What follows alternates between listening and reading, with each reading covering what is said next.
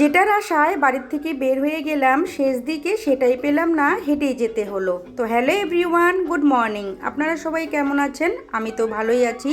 আমাদের এখানে রোজ দিনের মতো সেই একই ঘটনা হচ্ছে। ঘুম থেকে উঠেই দেখি আকাশটা এতটা খারাপ করেছে, তারপর তো বৃষ্টি চলে আসলো। এখন ঘরের যা বাসি কর্ম ছিল সেটা তো সেরে নিয়েছি, তারপর গিয়েছিলাম বাইরে কলের পাড়ে বাসন মাজতে। বাসনটা মেজে নিয়ে উঠানটা ঝাড় দিয়ে নিয়েছিলাম, তখনও কিন্তু বৃষ্টি পড়ছিল। এই বৃষ্টিতেই ভিজে ভিজে উঠানটা ঝাড়ু দিয়ে স্নান করে নিয়েছিলাম, তারপর কিন্তু ব্রেকফাস্ট বানাতে রান্নাঘরে চলে গিয়েছিলাম। আজকে না সিম্পলভাবেই ব্রেকফাস্টটা বানিয়েছি। এই চা বানিয়েছি, পাস্তা বানিয়েছি, আর বানিয়েছি চিড়ে ভাজা। ব্রেকফাস্টটা করেই কিন্তু আমি রেডি হয়ে নিয়েছিলাম ডিউটিতে যাব বলে। তারপর বর্মশাইকে বললাম তুমি এখন দোকানে যাবে না? সে বলল এখন যাব না, একটু পরে যাব, আমার একটু বাড়িতে কাজ রয়েছে। তো বাইক তো বার করবে না, যেহেতু বৃষ্টি হচ্ছে। আমি কিন্তু বেরিয়ে পড়েছিলাম হেঁটে হেঁটেই।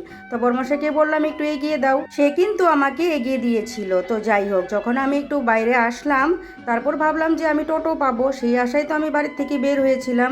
কিন্তু বিশ্বাস করুন একটাও টোটো যাচ্ছিল না, সব উল্টো দিকে যাচ্ছিল। তারপর অর্ধেক রাস্তা পেরিয়ে গিয়ে কিন্তু আমি একটা টোটো পেয়েছিলাম, সেই টোটো করেই আমি ডিউটিতে গিয়েছিলাম। তো যাই হোক, বেশ কয়েক ঘন্টা পর বর্মশাই গিয়ে কিন্তু আমাকে নিয়েও এসেছিল। বাড়ি তো ফিরলাম, এসে কিন্তু ঢুকে পড়েছি রান্নাঘরে রান্না করতে। প্রেসার কুকারে আমি মুগ ডাল বসিয়ে দিলাম। তো আমি ডালে কিন্তু তেল মেখে দিয়েছি। কেন দিলাম? এটা কিন্তু একটা ট্রিক্স, আপনারাও কিন্তু ফলো করতে পারেন। যে কোনো প্রেসার কুকারে কিন্তু বেশিরভাগই ছিটকে যায়। যদি আপনি একটু ঢাকনাতে তেল মেখে দেন তাহলে কিন্তু এই ডালটা ছিটকাবে না। অবশ্যই কিন্তু ট্রাই করে দেখবেন। তো যাই হোক, একদিকে তো ডাল বসিয়ে দিয়েছি, আরেকদিকে কিন্তু আলু ভাজা করে নিয়েছি। এতে কিন্তু আরও অনেক কিছু রান্না করেছি, চলুন তাহলে শেয়ার করি। এ হচ্ছে ভাত, তারপর পটল ভাজা করেছি, কাঁকরোল ভাজা করেছি, ডাল করেছি, তারপর আলু ভাজা করেছি, আরও করেছি ঝিঙ্গে আলু ভর্তা, আরও করেছি সয়াবিন ভাজা। এ ছিল আজকে দুপুরের মেনু। তো বেশ কিন্তু খাওয়া দাওয়াটা ভালোই হয়েছে। তো এই যে এখন চলে এসেছি ঘরটা গুছাতে।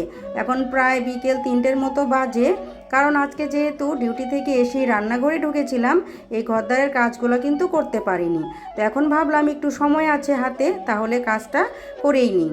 তো বিছানাপত্র গুছিয়ে যত শুকনো কাপড় চোপড় ছিল সেগুলো ভাঁজ করে ওয়ার্ড্রোবে রেখে দিলাম। এই অর্ধেক ঘরটা গুছিয়ে তারপর কিন্তু আমরা খাওয়া দাওয়া করতে গিয়েছিলাম। খাওয়া দাওয়া করে একটু রেস্ট নিয়ে তারপর তো বর্মশাই গেল দোকানে, আবার কিন্তু আমি ঘরদারের কাজ শুরু করে দিয়েছি। এখন আর আমার সকাল বিকাল কিচ্ছু নেই, কারণ সারাদিনই ঘর অগোছালো করতে থাকে আর সারাদিনই কিন্তু আমার এভাবে গুছাতে হয়।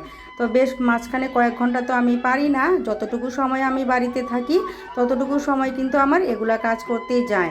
তো এদিকে আবার ছেলে আমাকে ডাকছে, চলো মা বাইরে যাই, দেখো কি করি আমরা। এই যে একজন নিয়ে এসেছে একটা আম, আরেকজন কিন্তু আরেক গাছে লাগিয়ে দিচ্ছে। এই বিকালে কিন্তু প্রচুর পরিমাণে হাওয়া দিচ্ছিল, তাই কিন্তু একটু পুকুর পাড়ে গিয়েছিলাম।